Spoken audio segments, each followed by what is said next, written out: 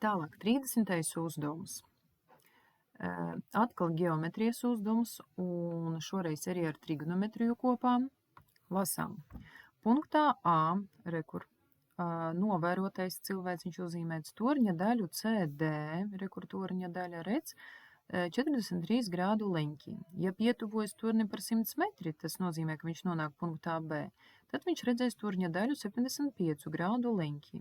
Zināms, ka torņa daļa DJ, rekur šis tā attālums, ir 1,5 metri. Aprēķināt torņa augstuma CJ garumu, tātad visu torņa garumu.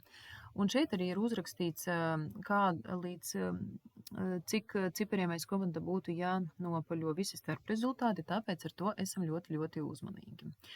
Un šeit, kā jūs jau redzat, tiek izmantoti tangensi, ja? Un neskatoties uz to, ka programmā šie tangensi nav ielikti, ja, mēs pārsvarā izmantojām sinusus, kosinusus, bet var arī šo uzdevumu mierīgi risināt ar sinusiem, kosinusiem, bet tas būs laikietilpīgāk šajā te gadījumā. Ja? Bet varbūt parādīsies jautājums, kā tad mēs to varam izmantot, ja mēs neesam mācījušies noteiktā vērtības uz vienības riņķa līnijas un arī formulu lapā nav tangensa. Bet jūs pamanīsiet, ka šeit ir pavisam tādas nevienības riņķa līnijas vērtības, kuras jums būs jārēķina jebkurā gadījumā uz kalkulātora. Arī, ja jūs strādātu ar sinusu kosinusu, būtu jārēķina visas vērtības uz kalkulātora. Tāpēc mierīgi. Šajā gadījumā galvenais atcerēties, ka tangens kaut kādam leņķim, tas ir pretkatete, ja, dalīt uz piekateti. Tas ir viss, ko jums šajā gadījumā ir jāatceras par tangensu. Ja? Un jāatrod tangensa podziņu uz kalkulātora. Un viss. Labi. Kā tad es piedāvāju risināt? Mums ir jāprēķina garums CE. Es piedāvāju sākt apskatīt trīsstūri A1, DC, kas ir taisleņķa trīsstūris proti, ja? Ar šauro leņķi 43 grādi. Un tā kā AB garums ir 100 metri, tad A1, B1, protams, ka arī ir 100 metri. Bet B1D es piedāvāju apzīmēt ar X.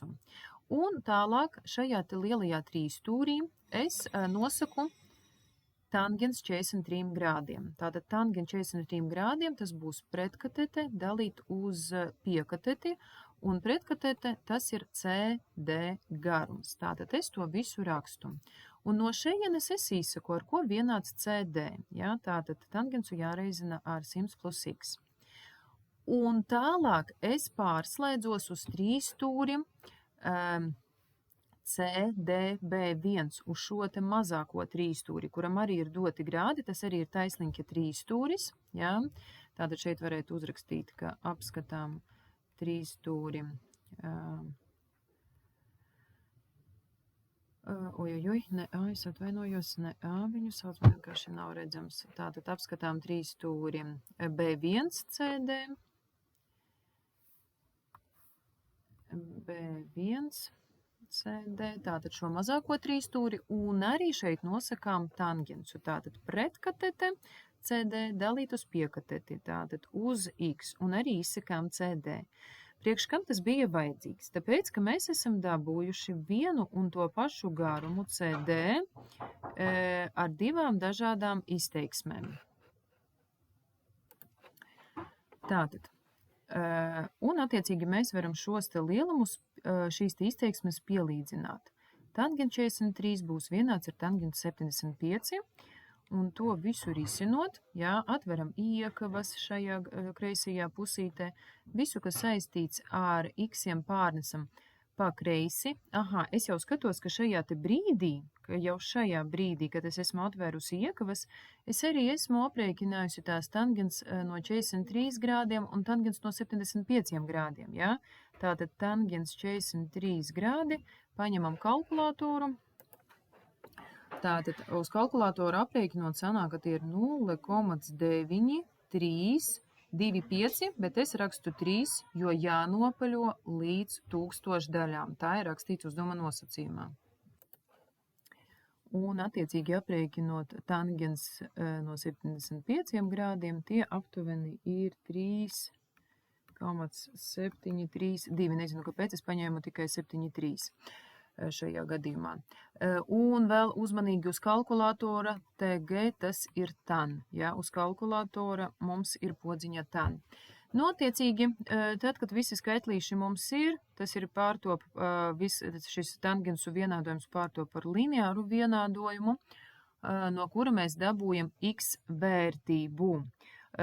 Kas mums bija šis x, aizejam, paskatāmies, x bija db1, mēs to ievietojam kaut kurā no šiem te diviem vienādojumiem, protams, ka vismazākajā, visvienkāršākajā, tātad es ievietoju šo te atrasto x šajā te vienādojumā, un tangens 75 man jau tā kā bija zināms, tāpēc es aprēķinu CD, un, lai aprēķinātu CE, man vajag pie CD vērtības pieskaitīt 1,5 metri, un rezultātā esam ieguvuši torņa augstumu. Nu, tad ejam tālāk. 31. uzdevums. Izotopa sabrukšanas procesu apraksta funkcija. Un šeit uzmanīgi neuztraucieties, zināt, kas ir izotops, jums nav obligāti. Jums galvenais saprast, ka šeit ir dota būs darbs ar kaut kādu funkciju. Tātad ir dota funkcija, kur n0 ir sākotnējais kodolu skaits, t laiks minūtēs, n nesabrukušo kodolu skaits. Ja? Tātad n tas ir nesabrukušo kodolu skaits, atkarībā no laika. Un zināms, ka sākotnējais kodolu skaits, ja n0 bija 120 000. Pirmais aprēķini nesabrukušo kodolu skaitu pēc 40 minūtēm. Tātad mums ir jāaprēķina n pēc 40 minūtēm. Tātad n no 40, kas var būt vienkāršāk, vienkārši šajā te izteiksmē, te vietā jāievieto 40, n0 vietā jāievieto šis te skaitlis 120 000. Un tas ir pavisam vienkārši aprēķins, tālāk ir izpildāms, ja? Un par to ir dabūti jau 2 punkti. Kolosāli. Otrais apakšpunkts. Aprēķini, cik ilgā laikā sākotnējais kodolu skaits samazināsies 10 reizes. Atbildi nopaļo līdz veselām minūtēm. Šis uzdevums ir kaut kas līdzīgs pār saliktajiem procentiem, kuru mēs risinājām, mēs ļoti daudz šāda veida uzdevumus esam risinājuši. Tātad pirmkārt ir jāsaprot, ko nozīmē samazināsies 10 reizes. Ja sākotnēji bija 120 000, samazināties 10 reizes nozīmē jānovāc to vienu nulīti, attiecīgi kodolu skaits jau būs 12 000. Rekur es to arī parādu, kad samazināties 10 reizes nozīmē izdalīt sākotnējo to kodolu skaitu ar 10. Un tālāk, lūk, šo te atrasto skaitlīti 12 000. Mums ir jāievieto sākotnēji dotajā funkcijas izteiksmē. N vietā mums jau būs 12 000, jo tas mums jau ir zināms, ja? Bet mums nav zināms laiks, pēc cik ilga laika tas notiks. Tāpēc šeit te vietā mēs neko arī nerakstām. Un sanāk, ka mums ir jārisina eksponentu vienādība. Tātad visu pakāpeniski jātiek pie šīs te vērtības. Tāpēc sākumā izdalām visu ar 120 000, izdalījām, ieguvām 1/10. Tad mēs varam izteikt, ar ko būs vienāds tas mīnus t dalīt ar 20. Atceramies, ka pakāpe, kurā jākāpina šī te bāze, lai iegūtu šo te vērtību, to sauc par logaritmu. Lūk, to te es arī rakstu. Ja? Atceramies, ja mums ir jānosaka kāpinātais, lūk, šis te kāpinātais, tad noteikti jālieto logaritmus. Un galvenais pareizajā vietā salikt visus skaitlīšus. Tātad skaitlis, kurš tiek kāpināts, viņš būs apakšā. Bet tas rezultāts, kas ir dots, viņš būs tāds liels tas skaitlis pie logaritma. Attiecīgi mēs jau esam nonākuši pie mīnus t dalīt ar 20. Tagad man vajag tikt vaļā no mīnus 1/20. Tāpēc es abas puses reizinu ar mīnus 20. Un šajā gadījumā tātad es iegūstu lūk šo te vērtību. Un man paliek pajautāt tā, sekundīti. Mēģināju saprast, kāpēc es esmu pazaudējusi to -20, es neatradu to atbildi. Šeit noteikti tālāk paliks tie paši -20 kā reizinātais, jā. Mēs nekur viņu neliekam, bet atkal šeit -20 paliek kā reizinātais, bet tālāk es saku, ka, lūk, šo te logaritmu, lai aprēķinātu, cik tas ir, kāda tā ir vērtība, mums jālieto noteikti kalkulators. Es ceru, ka jūs atceraties, ja? Ka uz kalkulatora nav, lūk, šo te bāzes skaitlīšu, bāzes funkcijas, tāpēc mums ir jāizmanto īpašība, ka mēs vienu logaritmu varam izteikt kā divu citu logaritmu dalījums, kuram ir cita bāze. Un uz kalkulātora šeit es rakstu log 10, bet jūs tātad turu tagad rokās kalkulātoru, jums pat nav jāraksta tie 10, ja? Jūs vienkārši uz kalkulātora, uzrakstīšu kārtīgāk, tātad, lai atrastu šo te vērtību, lūk šo, jūs uz kalkulātora darāt šādu darbību. Log no 1/10 tas ir 0,1 dalīt ar log 2. Ja? Jūs uz kalkulātora darāt šo te darbību. Es to izdarīšu, tātad log 0,1 dalīt ar log 2. Un mēs iegūstam aptuveni 3,32. Tas bija tikai logaritms, bet mums vēl priekšā bija -20, tāpēc te būs vienāds -23, 3,32, un attiecīgi tas būs -60,64 minūtes, bet mums ir jānopaļo līdz. Kāpēc mīnus? Tāpēc, ka es pazaudēju šeit mīnus, es pateicu, šeit logaritms ir -3, šeit ir -3, un attiecīgi šeit būs plusa. Laiks nevar būt negatīvs. Redziet, es pamanīju to kļūdu. Galvenais, lai arī jūs pamanāt. Domājiet logiski, ko jūs meklējat. Ja jūs meklējat laiku, un viņš sanāca negatīvs, tātad kaut ko esat pazaudējuši. Tā, nopaļojot līdz pilnām minūtēm, kā pateikt šeit, līdz veselām minūtēm nopaļot, tātad nopaļojam uz augšu, tā būs 61 minūte. Tur bija minūtes, jā. 61 minūte ir gala atbilde. Ceru, ka ir skaidrs. Esam daudz risinājuši tāda veida uzdevumus. Galvenais nenobīties no šiem sarežģītajiem vārdiem. Izotops, kodolu sabrukšanas skaits un tā tālāk. Skaitļi ir lieli, bet jums ir kalkulators, tāpēc risinām. Nākamais, 32. Piramīdas S. ABC pamats ir 3 stūris ABC, kuram leņķis BAC ir vienāds ar BCA. Re, kur es to parādu, ka šie te leņķīši pamatā ir vienādi. Bet piramīdas šķautne SB ir arī tās augstums, tāpēc tur ir taisnie leņķi. Un mums ir jāpierāda, ka leņķis SAC, lūk, šis te leņķis SA, paņemšu citu krāsu varbūt. Leņķis SAC ir vienāds ar leņķi SCA. Nu, kā tad mēs to pierādām? Pirmkārt, mēs saprotam, pateicoties tam, ka mums leņķi A un C ir vienādi, tad arī malas AB un BC būs vienādas. To es saku šeit. Ja vienādi pieleņķi, tad arī malas pie šiem leņķiem ir vienādas. Tālāk, uzmanīgi klausamies. AB un CB ir attiecīgi slīpņu AS un CS projekcijas. Redziet, SB ir augstums. Attiecīgi SA ir slīpne pret plakni ABC un SC ir slīpne pret plakni ABC. Un attiecīgi BA ir slīpnes SA projekcija un BC ir slīpnes SC projekcija. Un, ja mums projekcijas ir vienāda garuma, tad arī slīpnes noteikti būs vienāda garuma. Tas nozīmē, ka arī AS ir vienāds ar SC.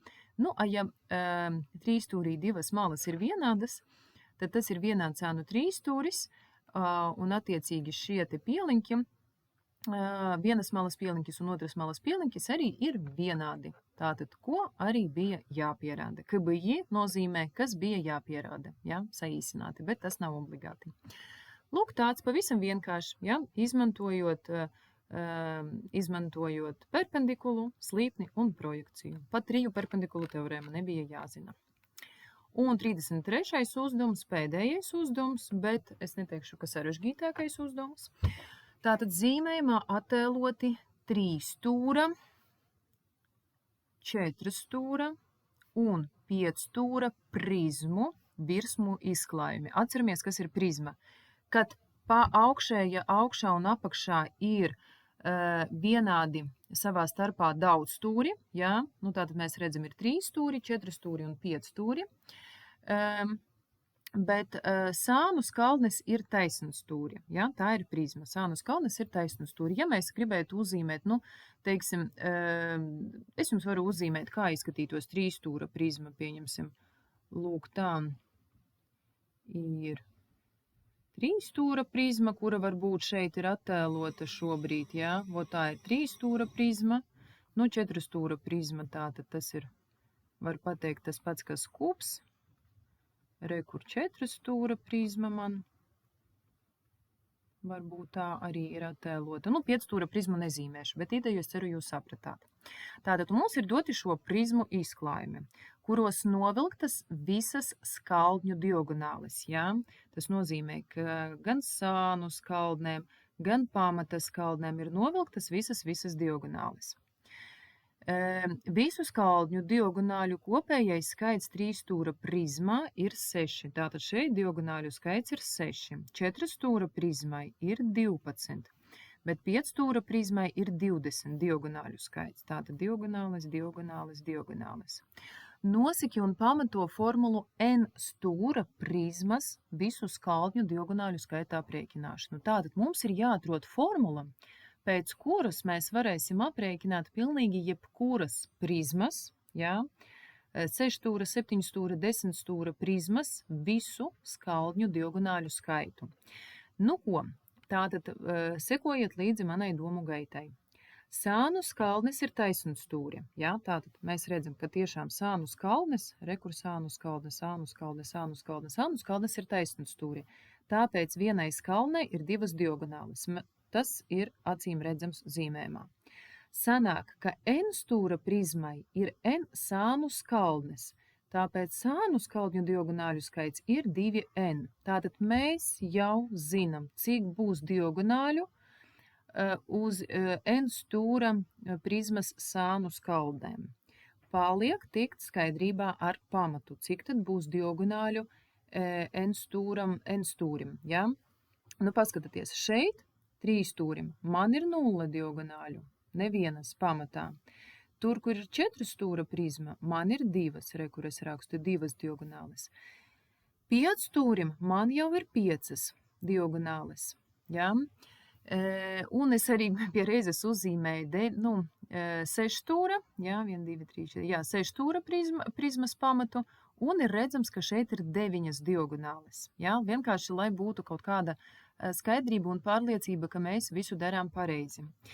Un tagad, lai noteiktu jebkura daudzstūra pamata daudzstūra diagonāļu skaitu, mēs varam izmantot lūk šādu te kombināciju formulu. Kāpēc šādu? Paskatieties. Mums, lai izveidotu vienu diagonāli, ir vajadzīgas 2 virsotnes. Pareizi? Tātad. Tādā veidā man rodas lūk šīs te C no n pa 2. Ja? Ir n stūri, jeb n virsotnes, un no katrām 2 virsotnēm var izveidot diagonāli. Bet tad es rakstu vēl mīnus n. Kāpēc? Jo īstenībā ne no katrām 2 virsotnēm var izveidot diagonāli. Pieņemsim lūk šī te, tā arī ir savienotas 2 virsotnes. Pareizi? Bet šī taču nav diagonāle. Tā ir pamata mala. Ja? Tāpēc man lūk šos te, lūk visi šie te nogriežņi pa perimetru, viņi ir ieskaitīti šeit, šajā te izteiksmē, bet man viņus ir jāatņem, jo tās nav diagonāles, attiecīgi man ir jāatņem šos te nogriežņus, kas ir n stūra malu skaits. Ja? Un vēl komentārs, kāpēc mēs lietojam tieši C, nevis A. Tāpēc, ka paskatieties, kas ir C? C tas ir tad, kad secība nav svarīga. Un A tas ir tad, kad secība ir svarīga. Kāpēc mums šeit nav svarīga secība? Tāpēc, ka pirms tas ir A punkts, tas ir B punkts. Velkot no A uz B, no B uz A sanāk viena un tā pati diagonāle. Tāpēc secība, protams, ka nav svarīga. AB vai BA diagonāle sanāk viena un tā pati. No tālāk formulu lapā atrodam, kā mēs tātad sarakstām šo te kombināciju, ja, izpildām saīsināšanu, tālāk mums vajag noteikti izpildīt atņemšanu tur, kur ir daļa, tāpēc vajadzīgs papildreizinātais 2. Šeit atveram iekavas un sanāk n kvadrātā mīnus 3n dalīt ar 2. Ja? Tas ir pamata diagonāļu skaits. Un šeit es pie reizes arī pārbaudu, vai tiešām šī formula strādā priekš pamatiem, ja, pārbaudot uz mūsu 5-stūra diagonāli, uz mūsu 5-stūra prizmas un uz manis uzzīmētā 6-stūra prizmas. Es pārliecinos, ka tiešām šī formula strādā. Bet tas vēl nav viss. Tātad mēs esam atraduši iepriekš šo te sānu skalņu diagonāļu skaitu, un tas ir viena pamata diagonāļu skaits. Bet atceramies, ka n-stūra prizmai pamati ir gan augšā, gan apakšā, tie ir divi vienādi pamati, tāpēc šo te atrasto izteiksmi man ir jāreizina ar 2. Reizinot, jā, divnieciņa saīsināsies un re, kur sanāk pamatu diagonāļu skaits. Nu, un lai gala rezultātu pierakstītu, cik tad pavisam būs to diagonāļu uz visām prizmas skaldnēm, man ir jāsaskaita šis te 2n ar šo te gala izteiksmi. Ja? Re, kur ir rezultāts. Nu, pārbaudi arī veicu, katram gadījumam savas, ja laiks paliek, savai drošībai noteikti varat to izdarīt. Nu, lūk tā, ar to arī beidzam 2022. gada eksāmena uzdevumu risināšanu.